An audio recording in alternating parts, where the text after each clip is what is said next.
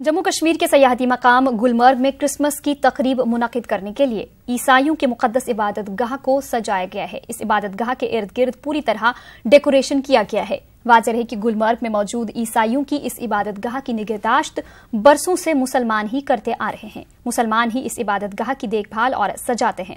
काफी तादाद में सयाह गुलमर्ग में क्रिसमस मनाने के लिए पहुंच रहे हैं।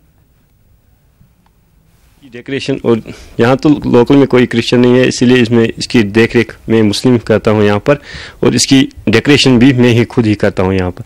25 तारीख को यहाँ क्रिसमस की फंक्शन है, उसके लिए अगर कोई भी टूरिस्ट यहाँ आना चाहे तो वो आ सकता है। एक्चुअली मेरा वेकेशन था, क्रिसमस वेकेशन, तो मैं जब गुलमर्ग आई फर्स्ट टाइम तो मुझे पता चला यहाँ पे चर्च है, तो मुझे चर्च देखने का बहुत एक्साइटमेंट हुआ और मैं बहुत I am really happy, I am really glad, बहुत खुशी हो रही है कि यहाँ पे क्रिसमस की तैयारी हो रही है ताकि 25 को हम क्रिसमस सेलिब्रेट करने आ सकते हैं।